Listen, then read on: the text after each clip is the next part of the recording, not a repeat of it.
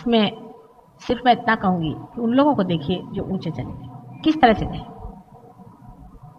सिर्फ dedication to your self हो जाए तो सब काम हो जाए। डेडिकेशन को योर सेल्फ आते ही साथ में आप समझ लेंगे कि आपका सेल्फ इसी में खुश होता है कि जब आप सामूहिक हो जाते हैं।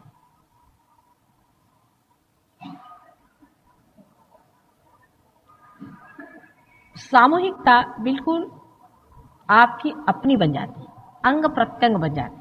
जैसे आप अपने आंख से सब चीज देखते हैं, उसी तरह से आपका जो चित्त है वो सामूहिक हो जाता है।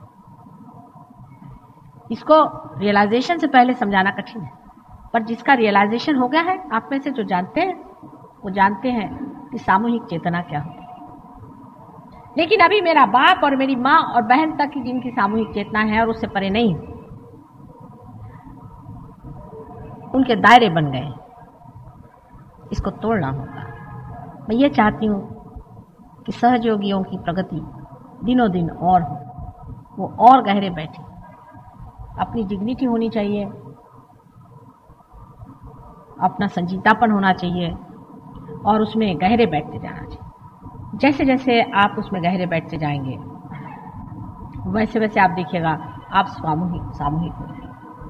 आप में और किसी भी बड़े महान आत्मा में कोई अंतर नहीं है। फर्क इतना है कि वो सामूहिक हो गया और आप अपने ही तक सीमित रह गए। इस सीमा को तोड़ने का सबसे अच्छा तरीका है पार हो जाना। वो पार आपको कर दिया, पर बार बार आप अपने दायरे में बढ़ते जाते हैं, और जब बढ़ते भी हैं तो दायरा बढ़ाते रहते हैं, उसको तोड़ते नहीं। उस दायरे को तोड़ना होगा। जैसे दायरा टूट जाता है तो आप समझ लेंगे कि आप सामूहिक हो जाए। अब इतने लोग काफी हैं मेरे लिए, मुझे इससे ज्यादा लोग नहीं चाहिए। इतने ही के प्रकाश में मैं सारे संसार को प्रकाशित कर सकती, लेकिन इतने भी तो जमे हुए हो, सबके दीप डावाडोल चलते हैं, कभी झक से गए, कभी ऊपर आ गए, फिर चले, फिर इधर मुड़ गए, फिर उधर मुड़ गए। इतने दीप अगर बराबर जलते रहे तो दिवाली सज जाएगी, इसे ज्यादा की जरूरत नहीं। लेकिन इतने भी जले नहीं रहते हैं। आप जानते हैं कि बाद बाद में उलझ जाते हैं, गिर जाते हैं। गहराई से उतरो, सामूहिकता में उतरो, तब आप जग के नेता होंगे। जग के नेता, एक विशेष कम्युनिटी के या विशेष देश के नहीं, लेकिन सारे सामूहिक लोगों के आप नेता। विराट के अंग प्रत्यंग में आप एक एक छोटे छोटे से सेल्स हैं। अब जो जागरूक सेल्स हो गए हैं वो इस जगह बैठेंगे जहां पर कि कार्य सबसे अधिक होता है। जैसे ब्रेन सेल्स है, हृदय के सेल्स हैं, अपने जिगर के सेल्स हैं। अब ये सेल्स जो हैं ये चलते रहते हैं, ये विशेष जागरूक सेल्स हैं, और ये अगर डामाडोल रहे तो उसी तरह से विराट का हाल होगा। जैसे जिस आदमी का लिवर खराब हो, या किसी का ब्रेन खराब हो, या किसी के प्रेम ही नहीं हो, उसके हृदय में ड्राइनेस आ जाए। जो कुछ भी परमात्मा है और जो कुछ भी विराट है, उसके अंग प्रत्यंग आप ही हो। ये आप कभी नहीं सोचते। अगर मेरी छोटी सी उंगली में भी जरा सा भी दर्द होता है तो भी मेरा सारा शरीर दुखित हो जाता है कि नहीं। इसी प्रकार से सोचिए कि थोड़ा सा एक भी सहयोगी अगर गलत रास्ते चलता है तो मेरे अंग प्रत्यंग सारे दुखते हैं। अगर इस तरह से आप सोचने लगे तो आप वाकई में पूरा प्रयत्न करें कि हम सजग होकर के किस तरह से बैठें और किस तरह से अपने गहराइयों में उतरें, गहरेपन में उतरें। सहयोग से पहले मैं ये कहती थी कि आप कुछ नहीं कर सकते। आप अपने ऊपर कंडीशनिंग मत करिए, अपना ब्रेन वॉश मत करिए, किताबें मत पढ़िए। उसको पढ़ने से आपको ऐसा लगेगा कि मुझे आज सवेरे उठना है, शाम को सोना है, फिर मुझे इस वक्त पूजा करनी है, फिर मुझे वहाँ जाना है, वहाँ जाकर के मुझे हठ योग करने हैं, फिर मैं सर के बल खड़ा होऊंगा, फिर मुझे वो करने का है। ये सब कुछ नहीं करो, सहज में ही पार हो जाओ। पर सहयोग के बाद जब आप पार हो गए, जब परमात्मा के राज्य में आपका प्रवेश हो गया, आप कार्यान्वित हो जाइए। उसके बाद आपको कार्यान्वित होना पड़ेगा। अब आपकी संस्थाएं चालू हो गई। जब संस्थाएं चालू हो गई तब आपको कार्यान्वित होना ही पड़ेगा, नहीं तो उसका कोई अर्थ ही नहीं रहेगा।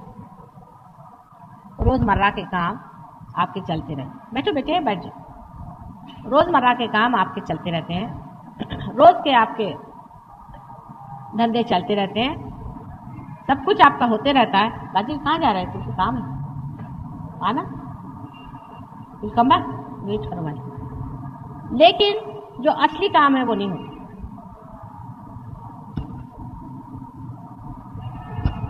कल मैं कांवड़ जी जहांगीर में बोलने वाली हूँ। वहाँ जितने आप लोगों को ला सकते हैं, अपने रिश्तेदार, अपने घर वाले, वहीं से शुरू करिए। जितने लोगों को ला सकते हैं कल जरूर लाइए। और कल मैं सहयोग पे विशेष तरह से बताऊंगी कितनी प्रचंड शक्ति हमारे अंदर परमात्मा ने दी हुई है और उसका उपयोग किस तरह से करना चाहिए। जितने भी लोग आपको मिलते हैं, आप कहना एक बार माँ के पास आके चलो, देखो, चलना होगा। जितने भी लोग हैं, कहना नहीं वहां आना ही होगा आपको।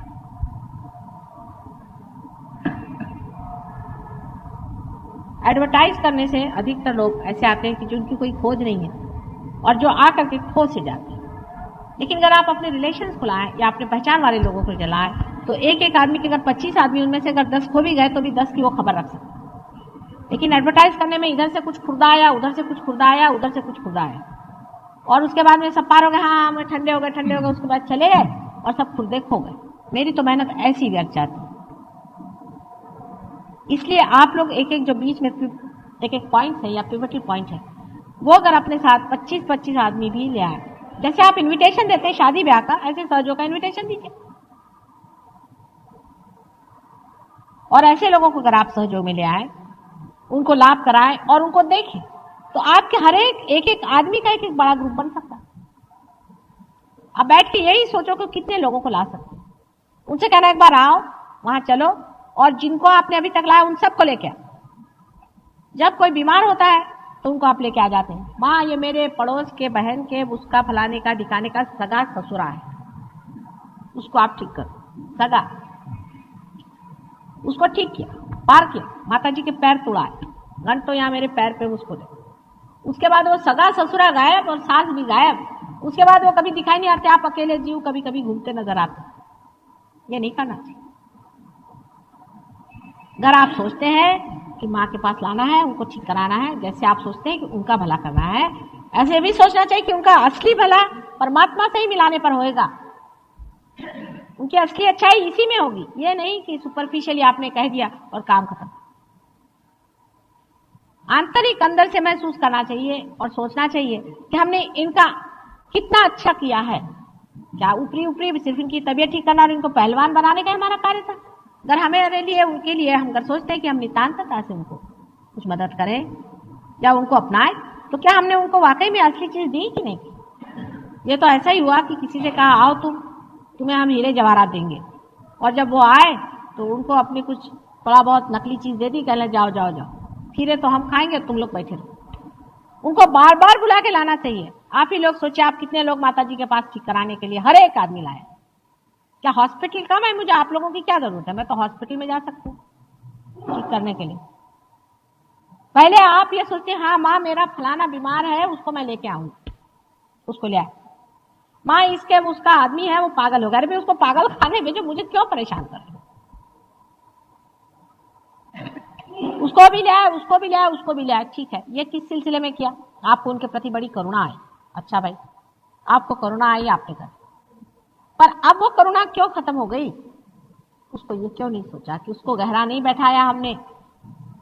आज सब लोग बैठ करके इस बात का मनन करें और इस चीज का पूरा हिसाब लगाएं कि हमने कितने लोगों के साथ किया।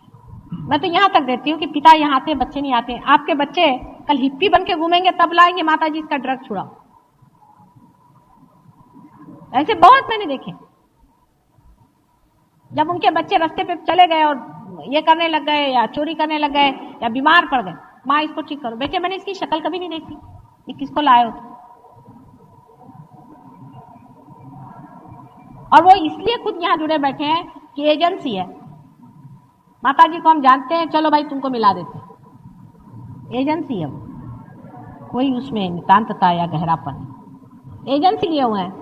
माता जी हाँ, हम उनको जानते हैं, खूब अच्छे से हमको आपको मिला देंगे, चलिए। पागलों की कोई कमी नहीं है, बीमारियों की कोई कमी नहीं है। आप मेहरबानी से बीमार लोग इकट्ठे न करें। लेकिन आपने जिन लोगों को यहाँ लाया है उनको फायदा कराया है, ठीक है, ये भी हमारा एक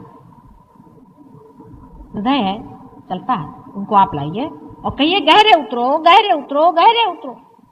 पार्टियां में बुलाते हो, खाने पे बुलाते हो, ये करते हैं वो करते हैं, उनके खुशी के लिए शराब भी पिलाते हो। कभी ये भी सोचना चाहिए कि उसको अमृत पान भी देना चाहिए। जो हमने अमृत पाया है उसको भी थोड़ा देना चाहिए। चलो इसी की पार्टी करें, हम तो उसका अमृत देंगे।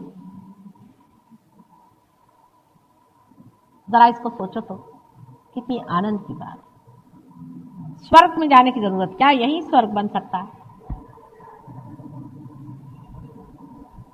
किसी किसी के लिए बहुत स्ट्रगल हो जाता है और जिनके लिए नहीं है वो बहुत आसानी से लेते हैं, इसलिए किसी किसी का स्ट्रगल बनाना पड़ता है, नहीं तो वो करते ही नहीं। मनुष्य की खोपड़ी इतनी उल्टी है कि उसका इलाज भी करना पड़ता है। अपनी खोपड़ियां सीधी करें पहले, दूसरे अपने प्रति श्रद्धा और प्रेम और अत्यंत आदर युक्त दृष्टि से देखें कि भाई हम अगर ये हैं अविनाशी तत्व और हमारे अंदर से ये अविनाशी तत्व चैतन्य अगर बह रहा है और ये वास्तविकता है, तो इस ऊंचे जीवन को हमने क्या किया, इस जीव का हमने क्या आदर किया, इसका हमने क्या उपयोग किया। कल परमात्मा आपसे पूछेगा कि जब तुमने इतना पाया था तो उसका क्या किया तुमने। मेरी मेहनत में तो कोई कमी नहीं है ना, या मेरे प्यार में तो कोई कमी नहीं है।